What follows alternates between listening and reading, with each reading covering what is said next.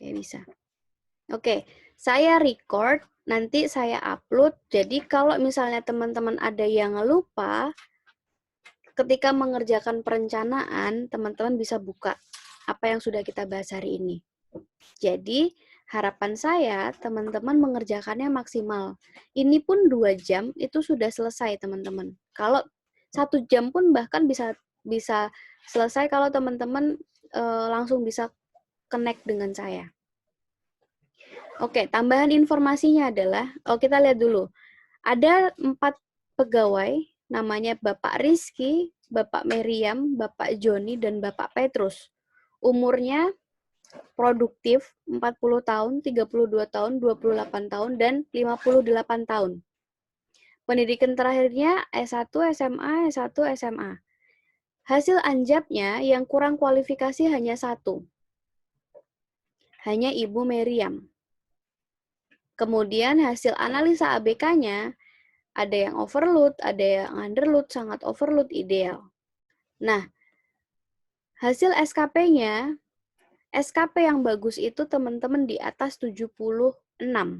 Atau minimal itu nilainya 76. Jadi kalau misalnya dia ada angka 75, 65, berarti dia kurang baik. Nah, itu harus juga dipertimbangkan karena dia misalnya overload. Overload itu kan beban kerjanya sangat banyak. Sangat-sangat banyak.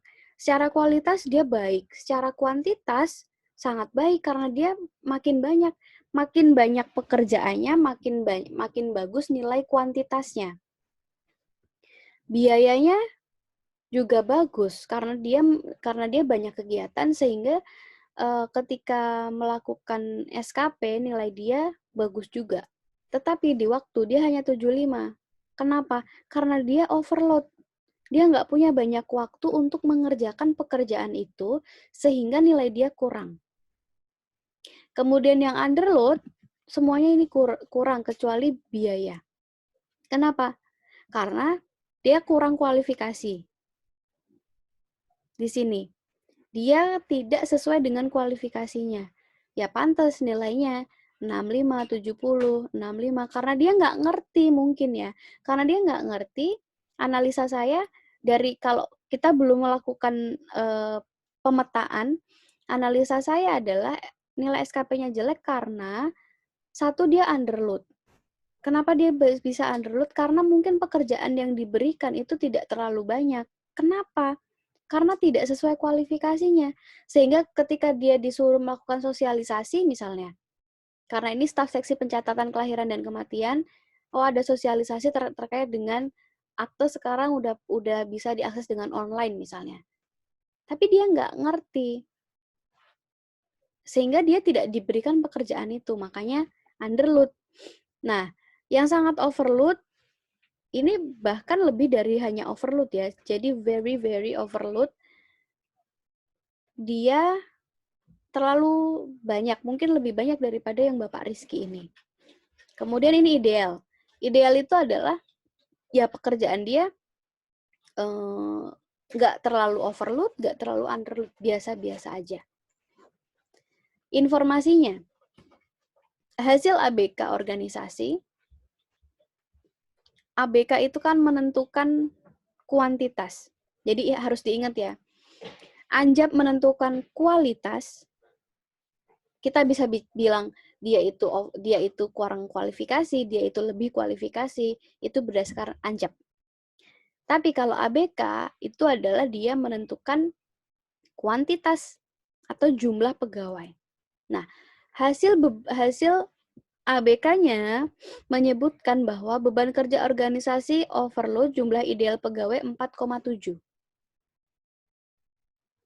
Tren belanja APBD daerah tersebut selama 3 tahun terakhir adalah 49% belanja publik dan 51% belanja pegawai. Pertanyaannya adalah, bagaimana perencanaan SDM yang akan dilakukan jangka waktu 2 tahun ke depan? Sekarang kita jawab yang A, perencanaan kebutuhan masa depan. Perencanaan kebutuhan masa depan itu, kita menentukan berapa orang dan jumlah pegawai kita itu mau berapa. Nah, kalau kita lihat dari tabel ini dan hasil informasi beban kerja organisasi yang overload dan butuhnya 4,7 sedangkan kita cuma punya 4 pegawai, apa yang akan Anda lakukan? Ini sudah mulai menjawab pertanyaan. Silahkan berpartisipasi. Apa iya kita ngerekrut 0,7 orang? Padahal kalau orang itu kita sebutannya ya 1, nggak ada orang itu 0,7 ya kan? Kita butuh berapa pegawai?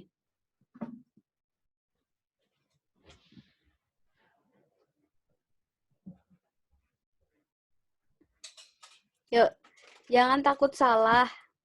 Karena kalau argumen ya nggak ada yang salah. Itu kan cara pandang kita yang berbeda. Jadi nggak apa-apa, nggak usah khawatir. Nanti kalau kurang betul, kurang sempurna, nanti disempurnakan.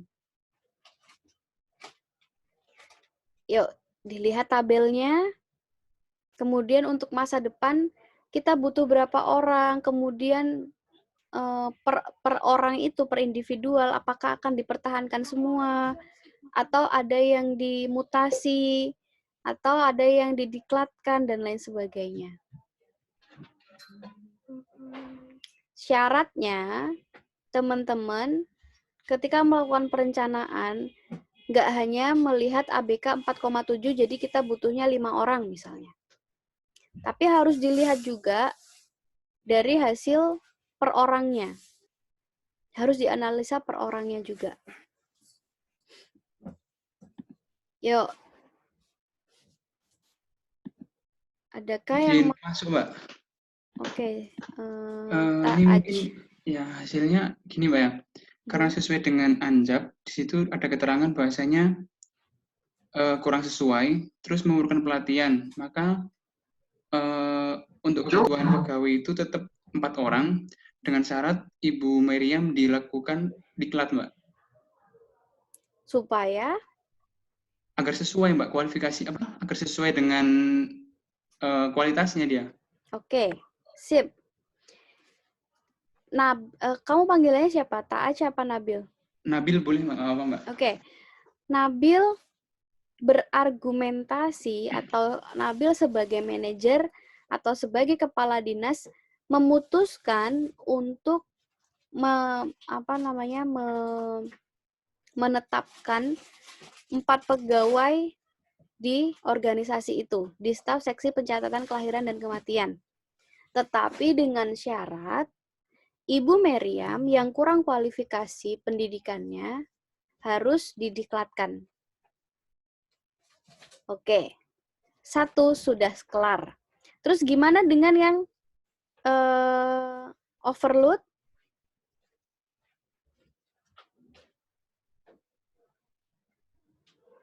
Jadi nggak ada rekrutmen ya. Jadi tetap 4 ya.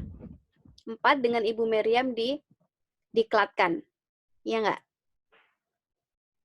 Oke. Good.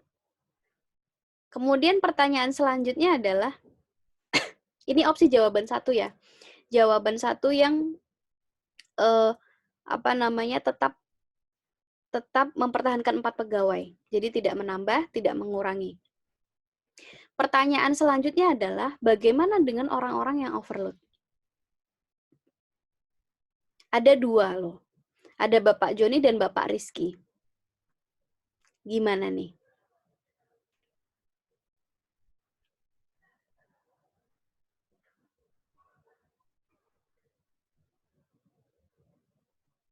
Ada yang mau berpendapat, menambahi?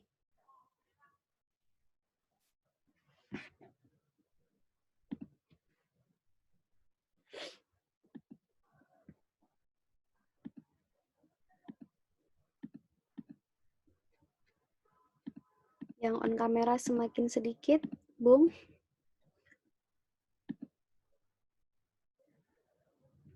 Ada yang mau menambahi? Atau punya opsi lain?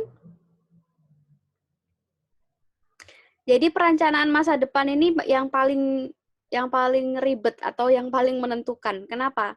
Karena teman-teman harus mempertimbangkan hasil anjabnya, hasil ABK. Nabil tadi sudah mempertimbangkan hasil anjabnya. Kemudian bagaimana dengan hasil ABK-nya?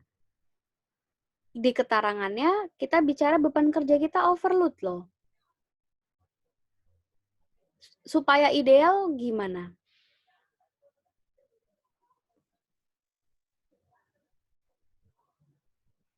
Mbak Ellen mau coba jawab. Oke, Tiza. NIM-nya berapa? 060. Oke. Itu kan untuk mengurangi yang overload tadi, kita lihat yang dari hasil APK-nya, yaitu kan jumlah idealnya itu 4,7. Jadi kita butuh 5 karyawan. Jadi ada rekrutmen pegawai lagi, Mbak, untuk mengurangi yang overload itu. Oke, berapa Terus, pegawai? 5, Mbak. Dan Ya. yang Ibu Mariam itu bisa kita lakukan pelatihan juga. Oke, berarti rekrutmennya berapa orang? Berarti kan ini udah ada 4, berarti 1 orang, Mbak. Oke. Ada beda pendapat lagi, nggak salah, boleh juga. Kenapa? Karena pertimbangannya adalah tadi kata Tiza, 4,7 orang itu kita bulatkan atau kita butuhkan 5 orang. Nah, 5 orang ini dengan syarat Ibu Meriam didiklatkan. Jadi harapannya nanti akan ideal. Tetapi nggak akan ideal juga. Kenapa? Karena kelebihan 0,3, ya nggak?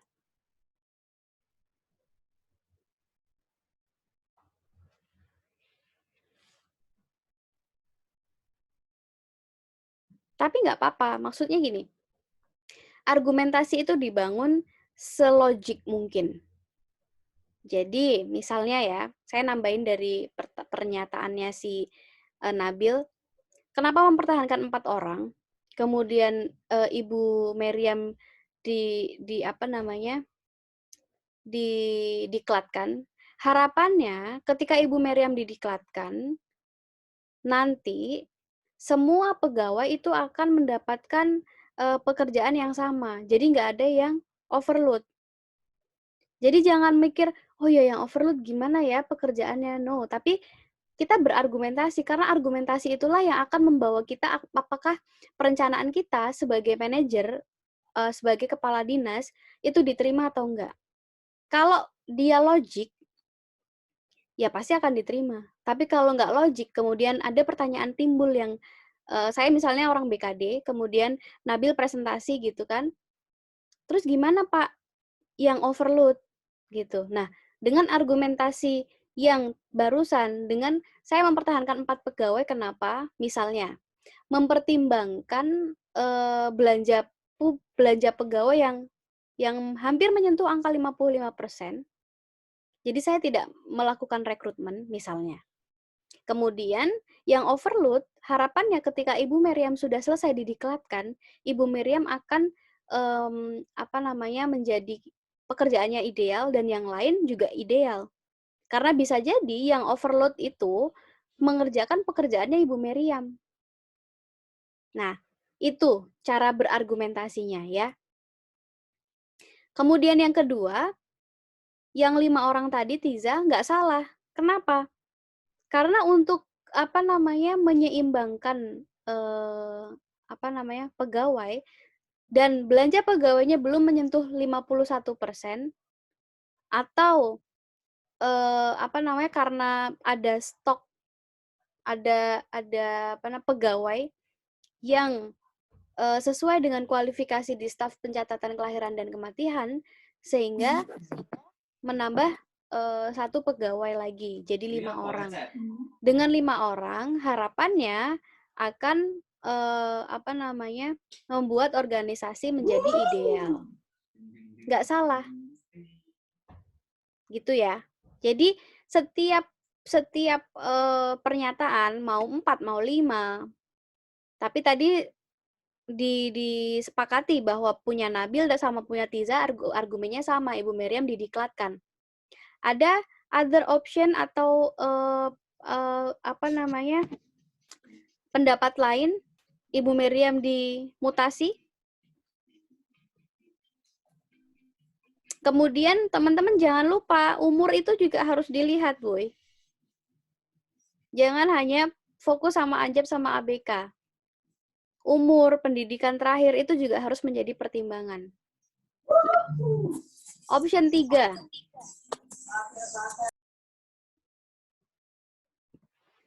Siapa yang mau mencoba untuk menjawab lagi? Saya yakin ketika teman-teman mencoba berargumentasi ketika nanti mengerjakan perencanaan mudah aja. Karena ingat apa yang kita bicarakan tadi kemudian ditanggapi itu biasanya ingat. Yuk, siapa lagi?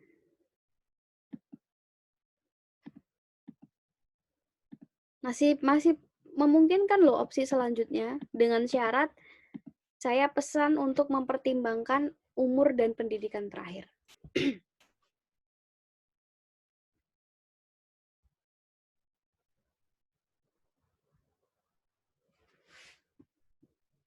Tinggal 3 orang yang nyalain kamera, 4 orang dengan saya.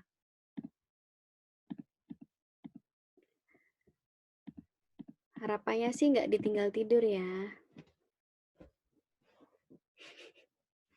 Yuk, siapa lagi yang mau berpendapat? Catatannya umur dan pendidikan terakhirnya diperhatikan.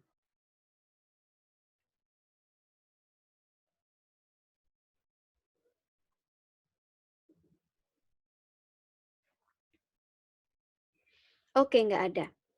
Jadi, opsi yang ketiga atau menurut saya memilih untuk pertama,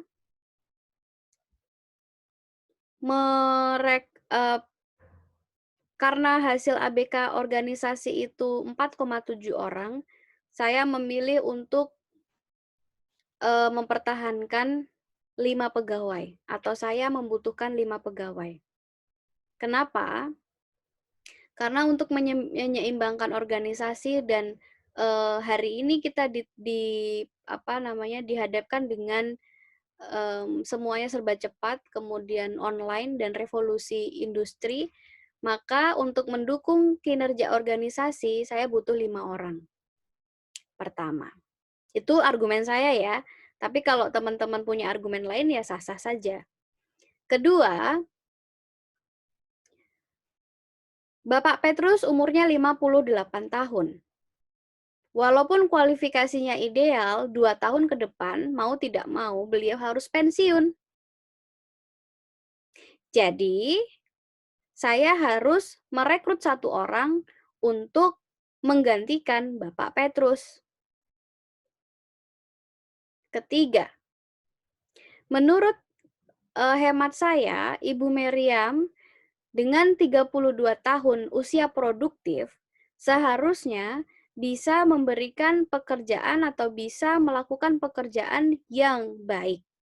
Tetapi karena di sini kualifikasinya SMA dan saya butuhnya S1, maka saya memutuskan untuk memutasi Ibu Meriam dan mendapatkan pegawai yang sesuai dengan kualifikasi yang organisasi butuhkan. Sehingga saya membutuhkan 3 orang karyawan atau pegawai baru. Kenapa 3? Tadi di awal saya bilang 5. Berarti butuh 1 lagi. Ya kan? Bapak Petrus mau pensiun 2 tahun lagi. Berarti harus rekrut 1. Ibu Meriam, saya milih untuk mutasi. Karena dia pendidikan terakhirnya SMA, tapi masih produktif gitu. Jadi maksudnya, walaupun ada kekhawatiran dari seorang kepala dinas atau seorang manajer, dia usia produktif tetapi kok tidak bisa bekerja dengan baik. Maka saya memilih untuk dimutasi 3. Sehingga saya butuh 3 orang baru. Gitu. Itu cara menjawab lengkap. Jadi kalau tadi Nabil misalnya, pertama saya butuh 4 pegawai. untuk menyeimbangkan organisasi. Kedua, karena dia memutuskan 4 pegawai, harus memikirkan yang overload. Makanya tadi saya bilang, yang overload gimana? Ya kan? Jadi harus ditulis. Dengan didiklatkan bla bla bla bla. Tadi yang saya sebut. Tetapi ingat, ini fatal kalau nggak dilihat. Gitu. Jadi kenapa tadi saya bilang umur dan pendidikan terakhir itu menentukan juga. Jadi nggak serta-merta kita hanya melihat ini. Dan nilai, enggak. Ini juga dipakai. Kalau dia nggak dipakai, dia nggak bakal muncul di sini. Gitu. Ya. Oke, ada pertanyaan di perencanaan masa depan.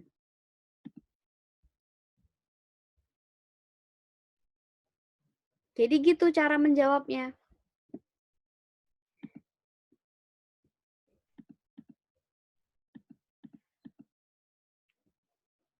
Adakah masih ada orang nggak ya?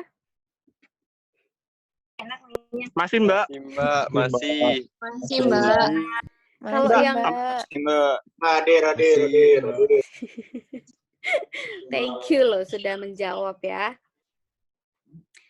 Oke. Ada pertanyaan nggak? I just make sure that you can answer first question. Jadi cara menjawabnya gitu.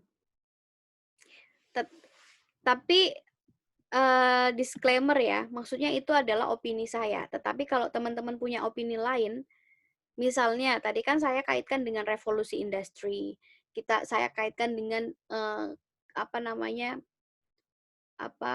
kebutuhan akan pegawai itu sangat kompleks hari ini. Mungkin teman-teman nanti kaitkan dengan pelayanan publik, sehingga itu menguatkan bahwa kenapa Anda butuh 5 pegawai, Anda butuh 10 pegawai. Bisa nggak ketika kita bicara organisasi yang overload, jumlah idealnya 4,7, kita bilang kita butuhnya 10? Bisa. Tapi kurang pas.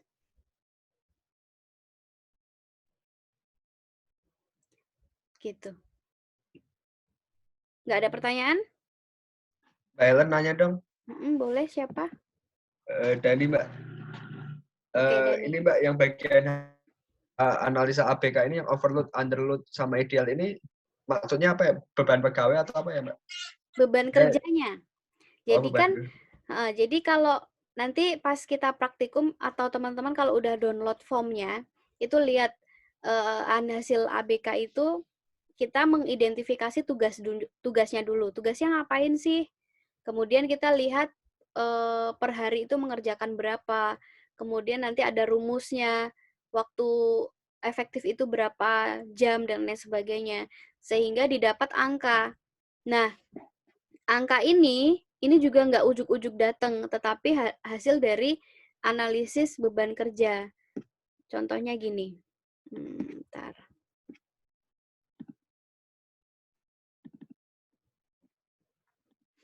Ini kita praktikumnya masih 3 minggu lagi, tapi saya share ini untuk kebutuhan mengerti ya, maksudnya untuk teman-teman ngerti aja.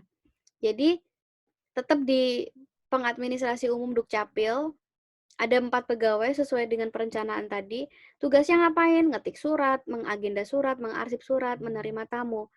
Tapi ketika nanti teman-teman real jadi PNS, tugasnya nggak sesederhana ini. Ya biasalah ya, karena contoh ya gampang-gampang aja gitu maksudnya kan. Tidak sulit gitu. Jadi kita sederhanakan menjadi 4 tugas. Kemudian bebannya pegawai 1 itu ternyata 19 lembar per hari ngetik suratnya, pegawai 2 bla bla bla bla. Rata-ratanya 10 menit. Nah, ini data ini kita sebagai analis langsung dapat, tetapi yang mendata ini biasanya adalah orang kantornya. Jadi orang yang bertugas untuk mengevaluasi atau mengevaluasi pegawainya itu ya orang kantornya, entah itu sekretarisnya, entah itu misalnya kepala-kepala seksinya, sehingga kita dapat nilai seperti ini. Kemudian ini kok muncul angka segini, ada rumusnya nanti. Nah, sehingga dari hasil ini teman-teman dibutuhkan, oh ternyata jumlah kebutuhan pegawai kita 4,5 orang. Jadi 4,5 itu bisa 4, bisa 5 misalnya. Gitu. Nah, nanti yang apa namanya? Dia underload, overload itu bisa dilihat dari rata-rata individunya. Maksudnya misalnya ya, pegawai 1 itu 19 lembar 10 menit. Kemudian pegawai 2 20 lembar 12 menit. Apakah penyelesaiannya ini nanti kita akan lihat juga mana yang pegawai yang baik, mana yang buruk, itu biasanya yang ideal, yang overload atau yang underload. Tapi nanti itu. Gitu. Jadi hasil dari pekerjaannya. Oke. Gitu ya, Dani. Dan Baik, Mbak, terima kasih. oke. Ada lagi? Ini yang perempuan nggak ada yang mengaktifkan kamera sama sekali. Yuk, kalau nggak ada pertanyaan, kita beralih ke perencanaan keseimbangan. Keseimbangan itu adalah bagaimana caranya untuk menyeimbangkan pegawai. Catatannya, kita harus mengidentifikasi per pegawai. Jadi, perencanaan keseimbangan itu harus disebutkan dulu pertama, mau rekrut berapa orang. Kemudian, satu orang mengerjakan berapa pekerjaan. Itu, cukup itu. Ada yang mau mencoba menjawab?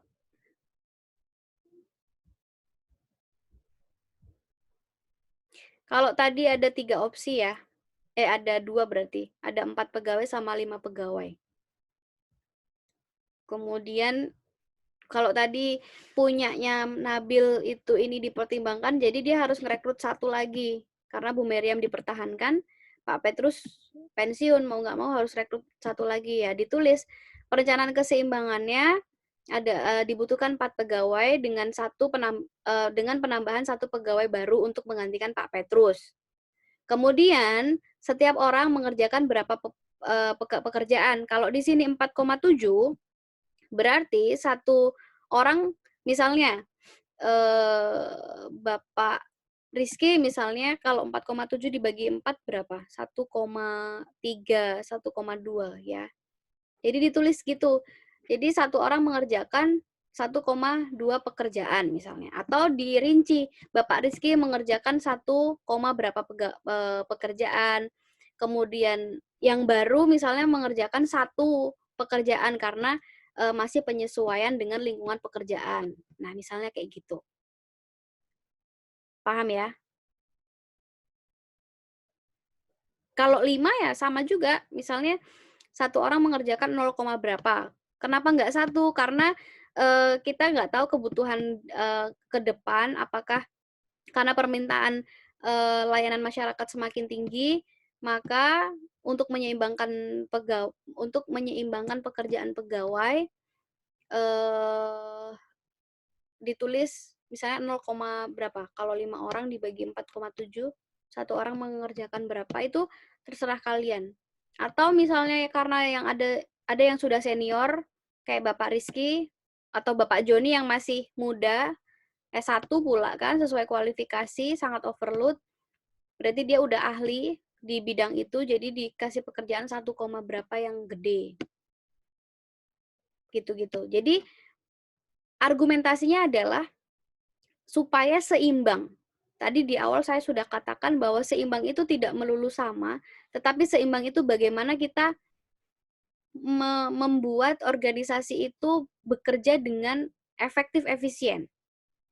Jadi percuma kalau misalnya Ibu Meriam habis diklatkan kemudian nggak dikasih pekerjaan atau dikasih pekerjaan yang limit. Ya, itu juga akan menjadikan organisasi nggak efektif. Tetapi misalnya dikasih satu pekerjaan dulu, yang koma-koma misalnya diberikan kepada yang senior dan yang sudah berpengalaman misalnya. Gitu. Paham? Ada pertanyaan?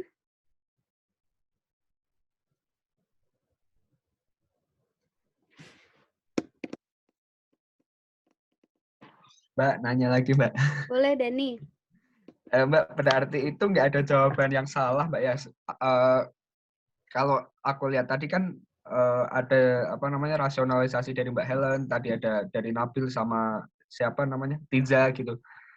Asalkan argumentasinya itu jelas dan rasionalisasinya juga jelas gitu, Mbak? Atau Yes, gimana, Mbak? betul. Jadi Oh. yang saya katakan tadi logik, tetapi ya contohnya tadi logik nggak ketika kita butuh 4,7 pegawai, kemudian kita bilang 10, kan nggak logik. Logiknya ya mendekati angka 4,7 itu berapa?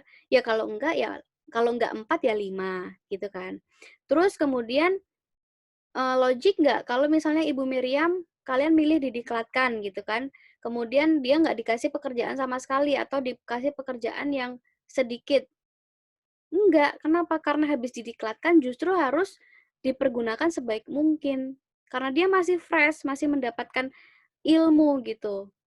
Jadi baiknya diberi pekerjaan yang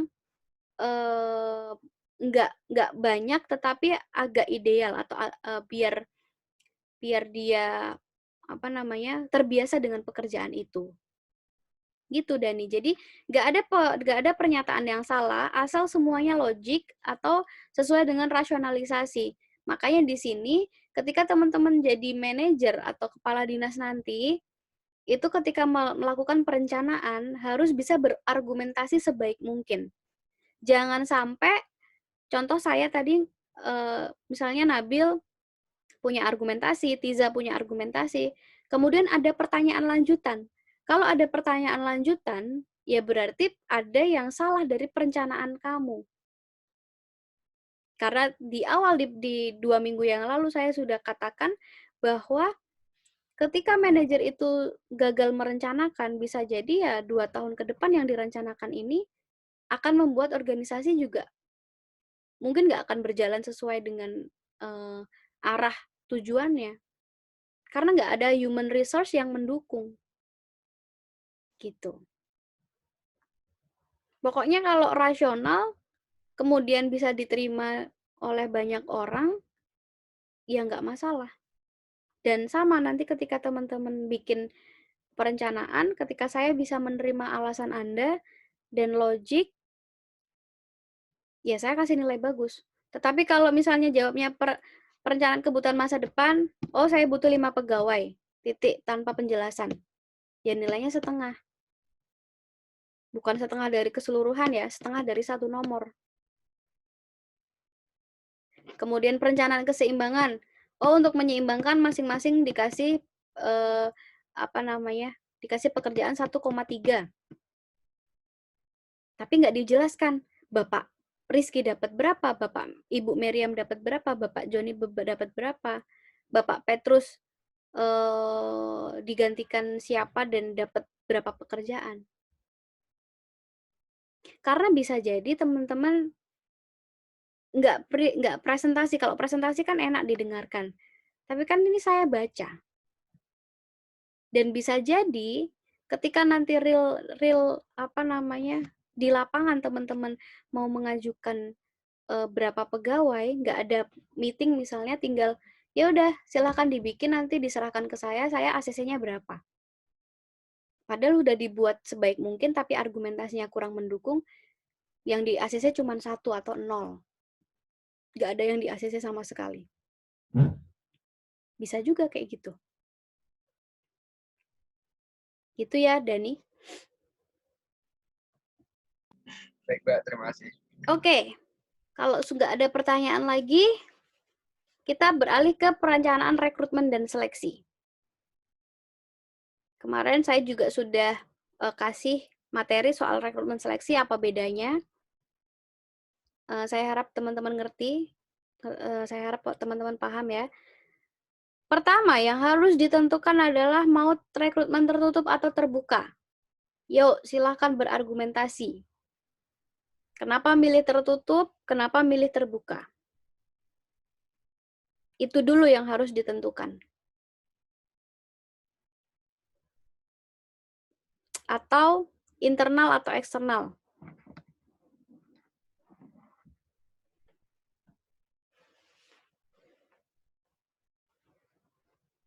Mau pernyataannya Tisa, mau pernyataannya Nabil, mau pernyataannya saya, pasti butuh rekrutmen. Karena apa? Karena Pak Petrus itu mau pensiun. Yuk, silahkan. Mau milih rekrutmen internal, apa mau milih rekrutmen eksternal?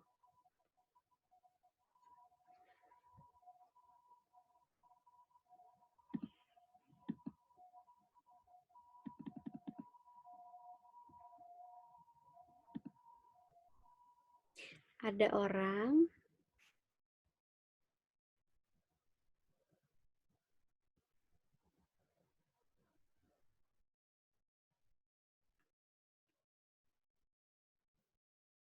Ada yang mau berpendapat? Jangan takut salah, guys. Yuk. Ayo, ayo. Mas, Mbak. Oke, tak tunjuk ya.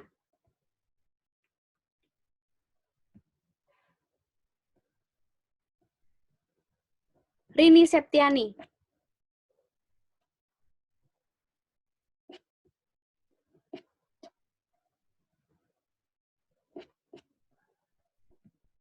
Ada Rini?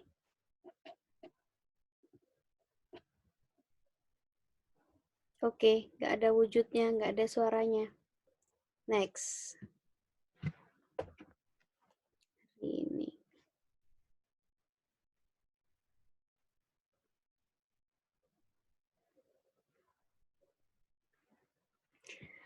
Kemudian Rani Handayani.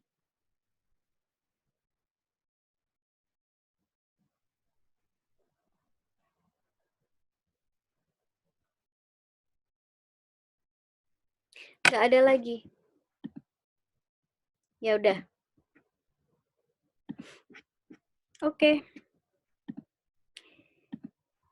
Jadi untuk perencanaan rekrutmen dan seleksi itu, ketika teman-teman mau merencanakan internal eksternal ya harus punya alasan.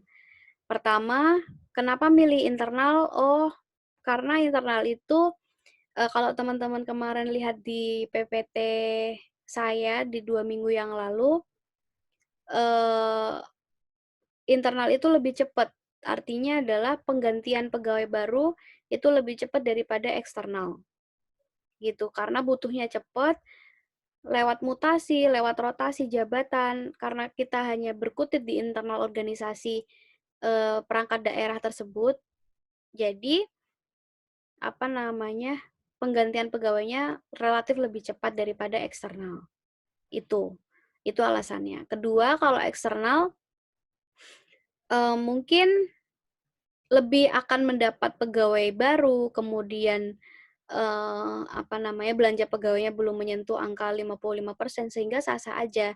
Tetapi yang perlu diingat adalah ketika kita melakukan rekrutmen eksternal, ya kita harus siap dengan jadwal yang diberikan oleh BKN. Karena kan sistem CPNS masih terpusat, tidak ada di daerah-daerah. Daerah-daerah itu tidak bisa melakukan apa namanya rekrutmen sendiri, tetapi harus melalui pusat semua, gitu ya. Jadi, ya harapannya memang semuanya plus minus, tetapi tergantung nanti teman-teman itu apa pertimbangannya.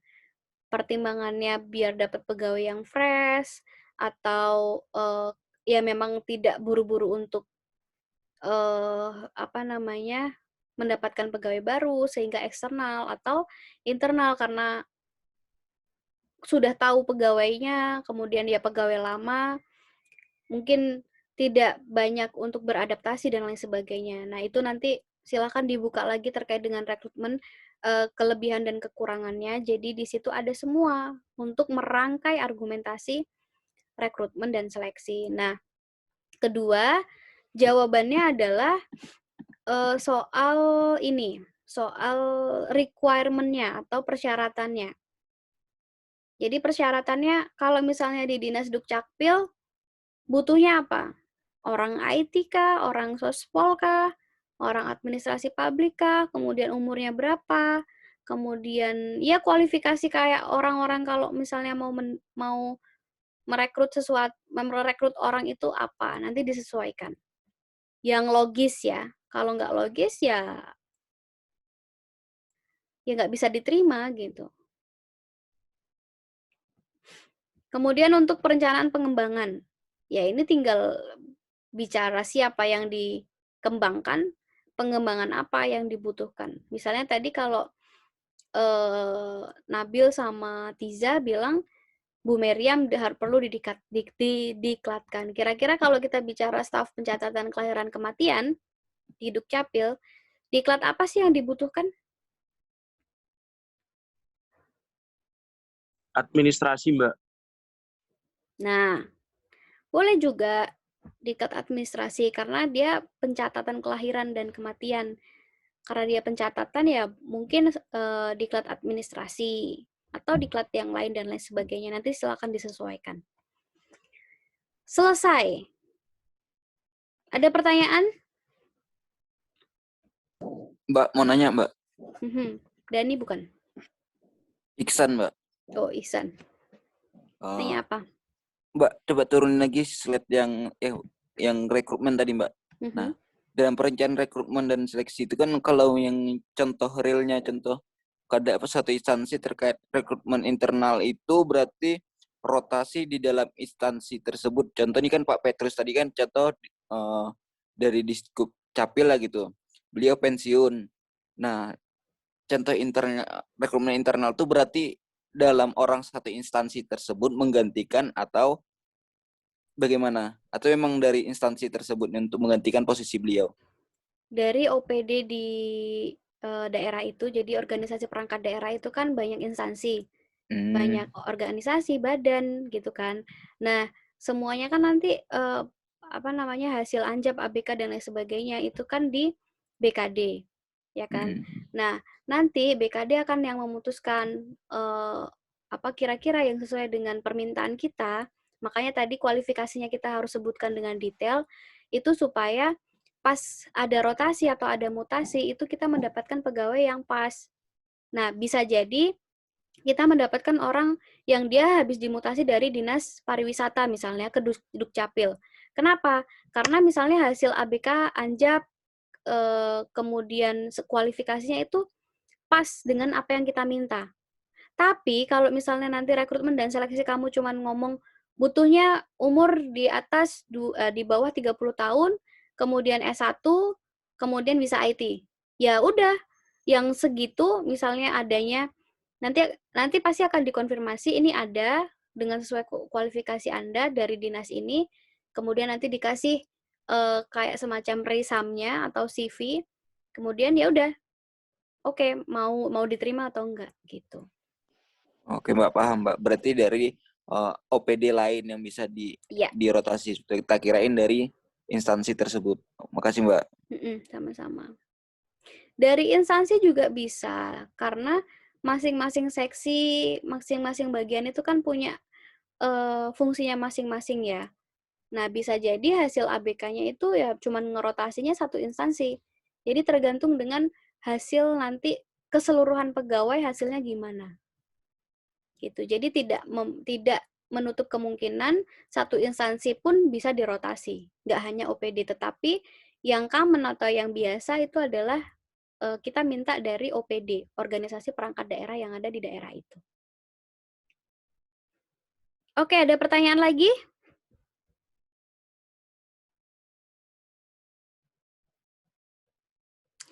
Sekarang tugasnya.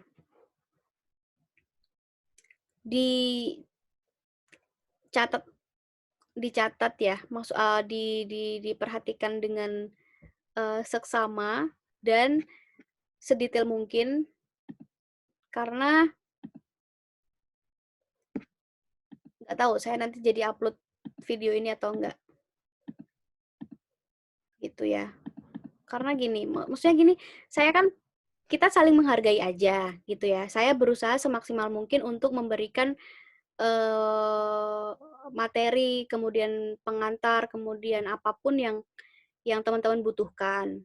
Saya berusaha mendetailkan segala apa yang teman-teman pelajari hari ini. Tetapi kalau nggak ada, ya yang respon itu aja atau beberapa orang, dan tadi pas dipanggil nggak nyaut, ya saya nggak tahu kalian kemana. Jadi sayang loh, sudah kuota internetnya habis, harus stay di Zoom meeting ini udah beberapa jam, tapi cuma ditinggal, kan nggak dapat ilmu. Gitu. Mending kalau misalnya kayak gini, nggak usah online, tapi nanti saya bikin video biar nggak ada diskusi. Harapannya kan kalau kayak gini kan kita bisa diskusi. Gitu. Oke. Pertama, teman-teman harus membuat perencanaan sumber daya manusia itu bebas.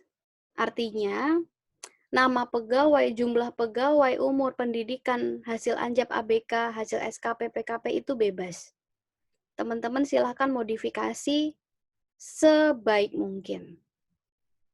Gitu. Nah, catatannya adalah mau 10 pegawai, mau 5 pegawai, tapi saya sarankan cuma 4 pegawai juga. Nggak usah sampai 10 sampai 5 karena nanti akan ribet. Jawabnya makin banyak pegawainya, makin ribet teman-teman mengerjakannya. For sure itu mungkin akan butuh waktu yang cukup lama, tapi kalau misalnya cuma 4 pegawai, 1 jam aja kalau udah ngerti, pasti cepet. Pasti selesai gitu. Nah, syaratnya adalah pertama teman-teman harus membuat sekreatif mungkin. Kreatif itu apa? Semakin dia itu amburadul, semakin dia itu nilainya macam-macam, semakin dia itu sesuai kualifikasi, tidak sesuai ideal itu macam-macam, nilai teman-teman akan semakin baik. Tetapi kalau teman-teman bikinnya yang ideal-ideal saja, ya apa yang mau dianalisa? Nggak ada. Misalnya kalau di sini contoh kurang kualifikasinya kan 1. Teman-teman misalnya nanti di praktikumnya teman-teman bikin 2 atau 3. Itu akan jauh lebih bagus. Kemudian hasil ABK-nya juga silakan dibuat sekompleks mungkin. Di situ idealnya cuma 1 loh. Jangan nanti hasil analisa beban kerjanya ada 4 pegawai, yang ideal 3. Nah, jangan. Kenapa? Karena itu akan memberikan nilai yang kecil, karena analisanya nggak ada, analisanya cuma sedikit. Kemudian hasil SKP PKP-nya ya silahkan sesuaikan. Kalau overload, underload itu biasanya nilainya ada yang jelek. Tapi kalau ideal, itu nilainya biasanya akan bagus-bagus. Itu 1. Kedua, untuk departemennya, staf seksi apa itu silahkan dipilih sesuai dengan keinginan teman-teman. Bisa jadi doa juga, misalnya teman-teman besok mau kerja di departemen apa atau dinas apa, staf apa. Jadi ini nanti kaitannya dengan anjap ABK, SKP, PKP. Jadi tolong jangan diganti-ganti. Dari awal teman-teman untuk praktikum sudah menentukan mau jadi staf apa di mana, atau di seksi apa. Nanti silahkan cari di googling struktur organisasi itu ada apa aja, dan kalian nanti sesuaikan. Gitu. Kemudian dinasnya apa juga ditulis lengkap ya. Seksi apa, dinas apa ditulis lengkap. Nama di kanan atas, paling atas. Jadi tabelnya kayak gini. Nama, NIM, kelas seperti biasa. Tambahan informasinya terserah mau dibikin underload apa overload. Kalau mau dibikin overload jumlah idealnya misalnya 10, ya monggo silahkan. Jumlah idealnya misalnya 5 dengan angka bulat atau 5,8 ya terserah. Tren belanja APBD daerah tersebut 3 tahun terakhir disamain juga nggak apa-apa. Terus, oh ya, mau ada yang pensiun atau ada yang enggak, terserah teman-teman juga. Pokoknya saya minta perencanaannya 2 tahun ke depan, sama. Pertanyaannya, ya sama, perencanaan kebutuhan masa depan, perencanaan keseimbangan, rekrutmen seleksi, dan pengembangan. Itu. Jangan sekali-sekali copy-paste, injury time, misalnya, aduh ternyata seminggu lagi aku belum ngerjain. Terus ngelihat punya kelasnya Pak Awang. Saya juga ngajar di kelasnya Pak Awang. Jadi ketahuan kalau misalnya nanti sama. Ini nggak mungkin sama. Kenapa? Karena kalau teman-teman cuma ganti umur atau cuma ganti kualifikasi SMA, analisanya nggak diganti, ya nggak nyambung. Gitu. Jadi yang ini ya emang harus dikerjain sendiri. Nggak bisa contek-contekan. Kecuali memang plek ketiplek sama, nah ya baru sama gitu. Maksudnya masih nyambung. Tapi ingat, saya juga ngajar di kelasnya Pak Awang, jadi kalau teman-teman pinjem punyanya kelasnya Pak Awang, ya ketahuan. Karena nanti saya akan ngoreksinya semuanya di akhir. Jadi bareng-bareng, nggak, oh hari ini kelas ini dulu, besok mungkin saya lupa, nggak. Tapi saya akan mengkoreksi semuanya di akhir nanti, setelah selesai praktikum. Gitu. Oke, tugas ada pertanyaan? Berarti 3 pertanyaan yang di bawah itu Mbak yang harus dijawab ya? 4. Jadi 4. perencanaan Oh iya 4 ya. perencanaan kebutuhan masa depan, perencanaan keseimbangan, perencanaan rekrutmen seleksi, sama perencanaan pengembangan. Oh baik Mbak. Oke. Waktunya seminggu, jadi ini hari Sabtu, Jumat terakhir. Pukul 23.59. Dan saya yakin itu sejam selesai kalau tadi ngikutin. Karena argumentasinya ya gitu-gitu aja. Maksudnya gitu-gitu aja ya sesuai dengan apa namanya, kalau kita bicara jumlah ya paling yang diganti ya angkanya, kemudian apa namanya, argumentasi soal revolusi industri atau pelayan publik dan lain sebagainya itu bisa diperbaiki atau dibuat sedemikian rupa sehingga Anda meyakinkan bahwa Anda betul-betul butuh pegawai ini. Kenapa? Oke, selesai. Nggak ada pertanyaan?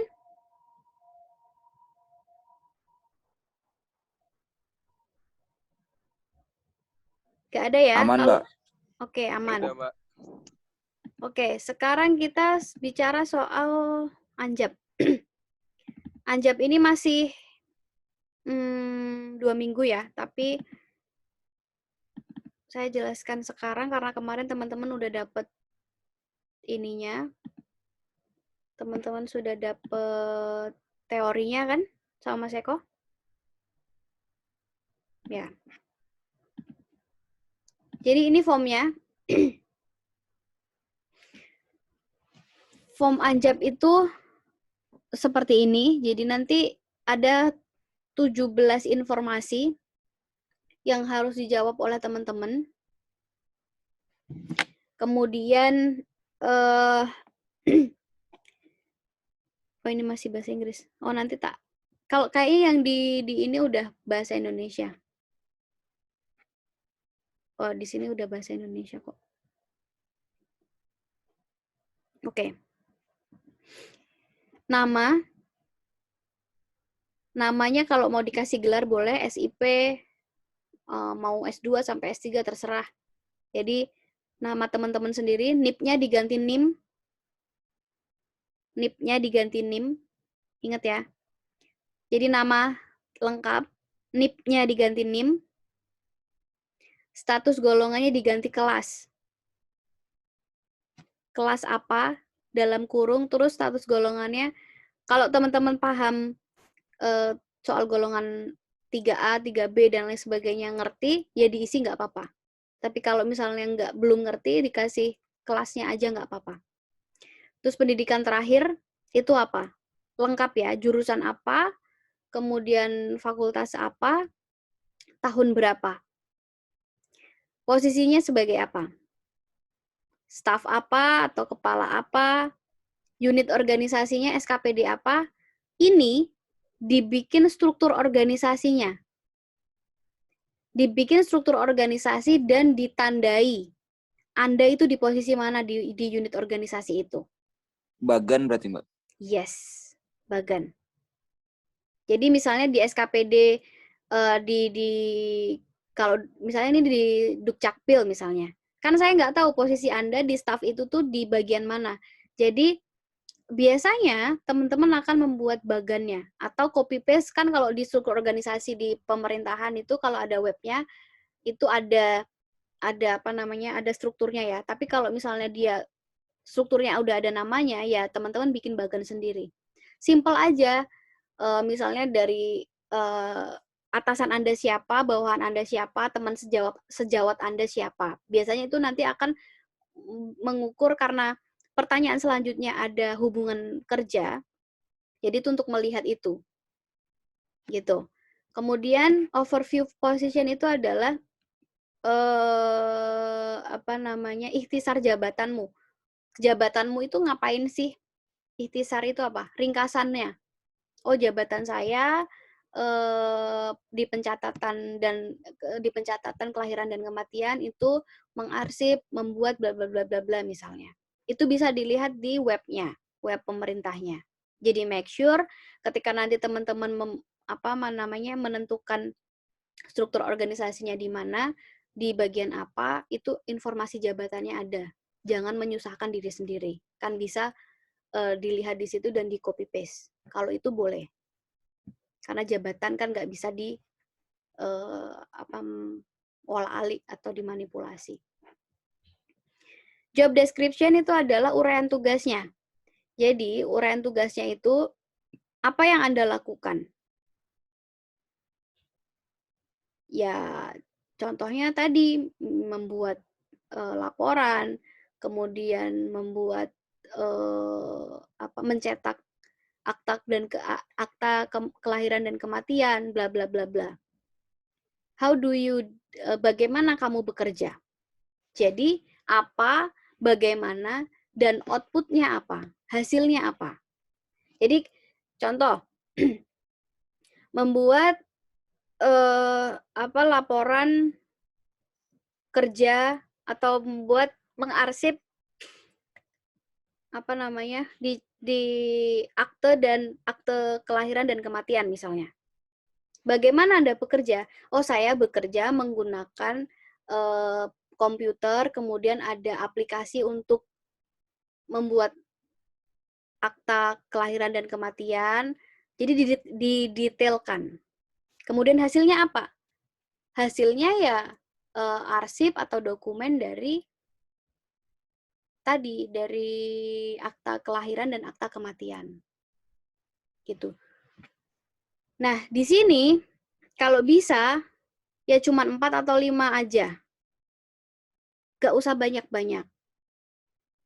Misalnya dia tupoksinya banyak. Aku yakin ketika kita bicara di organisasi pemerintahan, tupoksinya nggak hanya 1, 2, 3, 4, 5, tapi bahkan lebih dari 10. Nah, maksud saya adalah teman-teman cari yang kiranya bisa dikerjain dan teman-teman ngerti dari tupoksinya dia. Gitu. Jadi, silahkan nanti dibikin 4 atau 5 saja. Ya. Kemudian, tugas utamanya apa? Tugas utama itu ya sesuai dengan tugasnya atau tupoksinya. Ngapain aja. Ya dari sini tadi, dari ini di copy paste di sini. Ya kan? Karena ini tugas pokoknya. Kemudian tugas penunjang. Tugas penunjang itu adalah tugas yang Anda lakukan tetapi itu menunjang Anda. Bukan tugas pokok tetapi itu kalau dilakukan tugasnya akan semakin lancar. Contohnya adalah ini pelatihan Excel untuk memfasilitasi membuat laporan keuangan. Jadi tugas supporting itu adalah tugas yang Anda lakukan, bukan tugas pokok Anda, tetapi itu akan membuat skill Anda nambah, membuat Anda lebih profesional, membuat Anda lebih ngerti sama tugas Anda. Kemudian tugas tambahan. Tugas tambahan itu adalah bukan tugas penunjang, bukan tugas pokok. Jadi cuma tambahan aja. Jadi nggak akan ngaruh sama pekerjaan Anda. Contohnya menjadi panitia 17 Agustus, menjadi atau menemani pimpinan sidang atau rapat, kemudian menghadiri acara pembukaan Karang Taruna misalnya. Itu kan tambahan yang nggak menambah skill Anda ya, just datang kemudian udah selesai. Itu namanya tugas tambahan. Sekarang, bahan kerja sama perangkat. Apa bedanya? Bahan kerja itu adalah yang sifatnya administratif. Dokumen, kertas, regulasi, apalagi misalnya nota, dan lain sebagainya. Tapi kalau perangkat atau alat kerja, itu yang hard. Komputer, printer, mobil, atau motor dinas, dan lain sebagainya. Gitu ya. Tanggung jawab. Ya, ini dikaitkan dengan tugas pokoknya tadi. Tanggung jawabnya ngapain aja. Membuat laporan yang valid, tepat waktu, bla bla bla bla. Jadi, di tugas atau di tupoksi tadi, didetailkan dengan pernyataan yang seperti ini. Valid, tepat waktu, efektif, efisien misalnya. Wewenang. Dia berhak ngapain? Berhak menyuruh orang kah?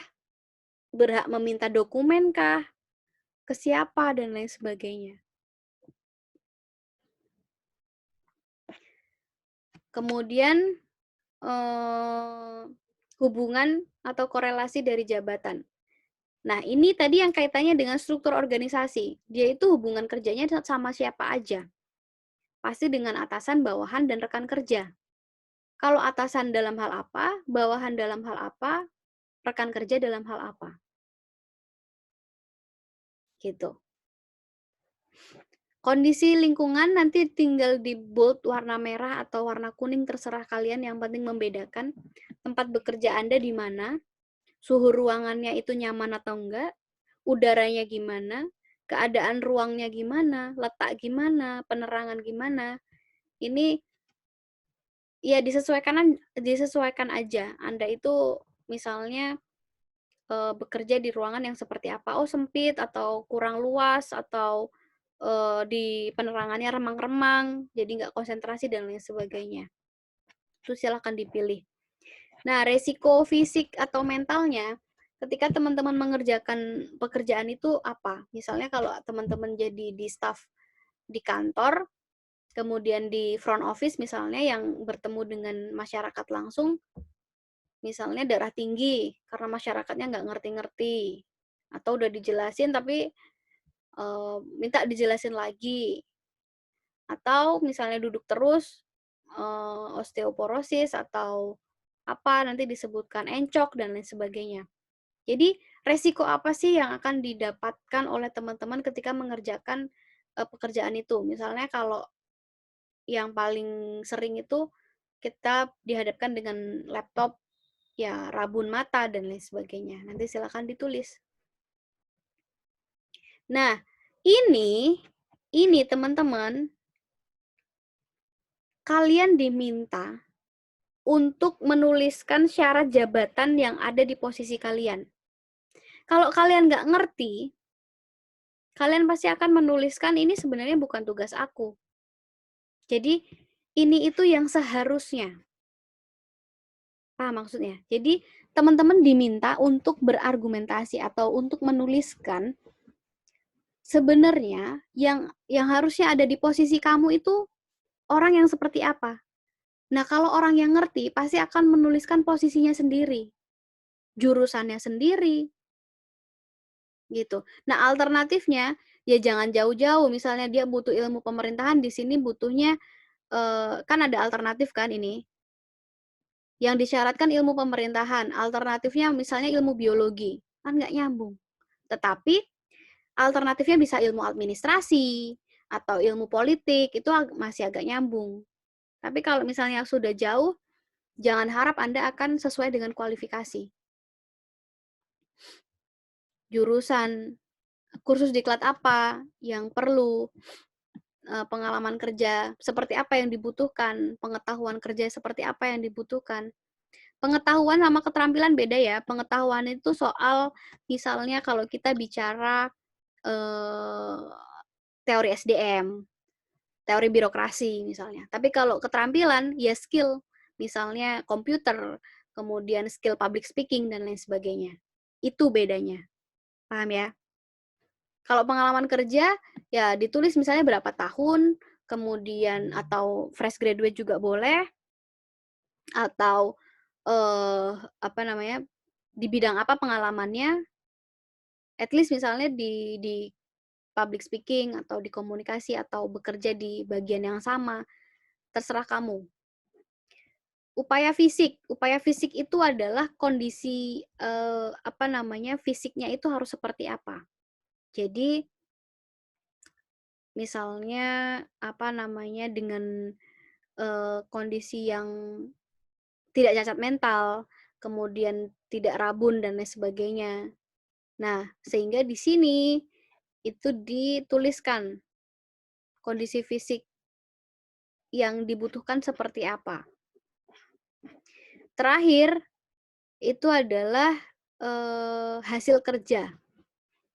Jadi Anda itu apa namanya, yang diharapkan itu bisa menghasilkan kerja seperti apa, kemudian hasil dalam 1 tahun itu bagaimana, kemudian time of settlement itu waktu yang dibutuhkan untuk mengerjakan pekerjaan itu berapa bulan, berapa menit, kayak gitu. Jadi ini sebenarnya hampir mirip ke ABK, tetapi ini lebih ke apa sih sebetulnya yang diharapkan dari tupoksi Anda yang Anda kerjakan itu. Gitu. Sehingga kalau Anda tahu posisi Anda akan bisa menjawab ini sesuai dengan tupoksi. Butir informasi yang lain, ya apa? Misalnya ada hal-hal yang tidak dituliskan di formulir tadi, Anda sebutkan. Tapi kalau nggak ada, ya nggak usah. Pemangku jabatannya kalian, NIP-nya diganti NIM, udah nama kalian, selesai. Gitu. Gitu aja. Ada pertanyaan? Formulirnya ini udah ada di... Sudah dong. Sudah. Ya, makasih, Mbak. Oke. Mbak, yang dalam hal tadi, Mbak, yang ada 3 itu, unit kerja, apa tadi, yang terakhir, kolom terakhirnya, dalam hal itu apa maksudnya, Mbak? Ini nih ya? Bukan, atasnya, Mbak, atas lagi. Ini? Yang mana? Lagi naik dikit. Tadi ada 3 itu, nih. ada... itu. Nah, itu adalah hubungannya. Tadi kan, Ihsan, aku bilang, struktur organisasi kalau bisa digambar bagannya. Ya, atasan dia siapa, bawahan dia siapa, rekan kerja dia siapa. Jadi itu sebenarnya untuk memudahkan menjawab ini. Nah, dia itu kalau bekerja hubungannya dengan siapa aja. Nah, jadi kamu tulis misalnya ketika kamu itu bekerja, oh saya hubungannya dengan kepala dinas, kemudian bawahan saya misalnya dengan seksi apa, rekan kerja saya dengan apa namanya, bidang ini, seksi ini, untuk apa? Misalnya kalau rekan kerja biasanya untuk synchronize. Kemudian kalau bawahan, misalnya hubungannya itu dalam hal apa? Unit kerjanya di mana? Kalau dia kepala dinas atau kepala-kepala gitu, biasanya dia akan punya hubungan eksternal atau dengan instansi yang lain. Tetapi kalau staf seksi, dia biasanya akan lebih condong ke satu instansi, unitnya. Tapi dalam hal pekerjaannya ya macam-macam. Kalau kepala dinas misalnya untuk laporan, untuk menyerahkan apa, untuk berkoordinasi apa. Tapi kalau misalnya dia rekan kerja atau apa namanya, di posisi yang sama, itu biasanya untuk synchronize. Kemudian kalau untuk bawahan, ya biasanya untuk meminta data apa misalnya. Jadi detail pekerjaan atau detail hubungan kerja dengan rekan Anda, atasan Anda, bawahan Anda itu apa, dalam hal apa. Itu Oke, Mbak, disebutkan. paham, Mbak. Oke. Paham. Jadi kalau staf seksi biasanya dia nggak akan sampai ke kepala dinas hubungannya, tapi pasti hanya ke kepala seksi dan paling pol ke kepala bidang. Jadi makanya nanti disilahkan digambar itu untuk memudahkan teman-teman menganalisa hubungan kerjanya. Oke, ada lagi? Mbak, izin bertanya, Mbak. Oke, Rofi. Saya mau nanya terkait ini, Mbak, resiko kemungkinan yang resiko kerusakan fisik dan mental, Mbak. Nah, resiko mental itu analisisnya cukup dari kita saja memperkirakan atau mungkin menggunakan analisis medis mungkin, Mbak. Itu bagaimana, Mbak? Kita mencantumkannya. Misalkan kondisi kerja kita di ruangan. Nah, tadi yang disebutkan sama Mbak ada kemungkinan resiko di tulang ataupun mata misalkan karena menghadap laptop atau screen, itu bagaimana, Mbak? Ya, itu diperkirakan sendiri aja. Jadi biasanya orang-orang atau pegawai yang sudah agak lama juga pasti resiko mentalnya yang dituliskan banyak. Karena dia sudah mungkin senior, kemudian dia merasakan di depan laptop duduk, nggak betah dan lain sebagainya, sehingga dia menuliskan banyak resiko di situ. Tapi ya nggak masalah kalau misalnya memang itu yang terjadi, ya ditulisin aja. Rabun, kemudian tulang, kemudian apalagi encok lah, apalah. Atau kalau ke pekerja lapangan kan resikonya juga lebih tinggi. Nah, itu. Oke, ada lagi? Aman, Mbak. Oke, selesai kalau aman semua. Jadi ini yang perencanaan SDM itu nanti Jumat, tanggal berapa Jumat?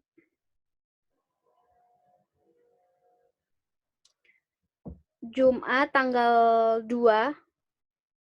Kemudian yang anjab itu tanggal 9. Jadi due date-nya nanti saya buat di my class. Tanggal 2 itu untuk perencanaan SDM. Tanggal 9 itu untuk anjabnya. Nah, kemungkinan minggu depan teman-teman nggak akan ada kelas. Jadi silahkan digunakan untuk mengerjakan ini. Kemungkinan minggu depan kita libur karena sudah dijelaskan waktunya nyampe untuk menjelaskan praktikum anjabnya. Tapi nanti kalau ada pertanyaan lebih lanjut, ada yang belum paham atau ada yang lupa, silahkan ditanyakan ke saya, boleh. Oke, gitu dulu ya teman-teman. Terima kasih yang sudah buka kamera dari awal tadi. Ada Nabil, kemudian ada Faris, ada Rizkon, ada Rofi, ada Dani tadi, ada siapa lagi? Ya udah kayaknya. Oh, ada perempuan tadi, tapi di awal. Siapa ya, lupa. Terima kasih. Itu kalau misalnya nanti ada yang pengen didiskusikan, silahkan di japri saya atau di grup boleh. Dan catatannya teman-teman, karena teman-teman itu akan membuat book chapter nanti di akhir akhir semester atau sebagai ujian akhir. Jadi silahkan dipikirkan dari sekarang, kan materi-materi sudah ada dan bukunya sudah dikasih ke teman-teman. Jadi kalau teman-teman baca, kemudian sudah dapat ide untuk nulis, nanti silahkan didiskusikan ke saya juga nggak apa-apa. Kemarin ada si Rizky siapa namanya? Rizky. Aku lupa Rizky siapa, tapi itu kelompok kan. Jadi nanti misalnya Mbak ini cocok nggak dengan SDM, Mbak ini cocok nggak dengan topik yang mau dibahas. Itu boleh. Jadi jangan mepet-mepet. Kalau misalnya sudah punya bayangan, kemudian kemarin tuh ada siapa ya dari kelas Pawang, Tri Kurniawan, itu juga udah punya ide, bahkan untuk skripsi, Mbak, saya kok pengen ngambil SDM ya, skripsinya sama book chapternya soal ini, ya nggak apa-apa, nggak masalah. Gitu. Jadi kalau teman-teman sudah punya gambaran, nanti didiskusikan ke saya. Jadi biar lebih maksimal. Jadi nggak apa namanya, kebut semalam selesai. Gitu ya. Jadi biar ada bacaan. Oke, gitu. Terima kasih atas join-nya hari ini, diskusinya hari ini. Mudah-mudahan teman-teman selalu sehat dan kita ketemu mungkin nanti sama Mas Eko offline lagi karena syaratnya harus 6 kali offline. Oke, terima kasih. Saya tutup ya. Wassalamualaikum warahmatullahi wabarakatuh. Waalaikumsalam warahmatullahi wabarakatuh. Waalaikumsalam warahmatullahi wabarakatuh. Terima kasih Mbak Ellen. Oke. Terima kasih Mbak. Makasih Mbak.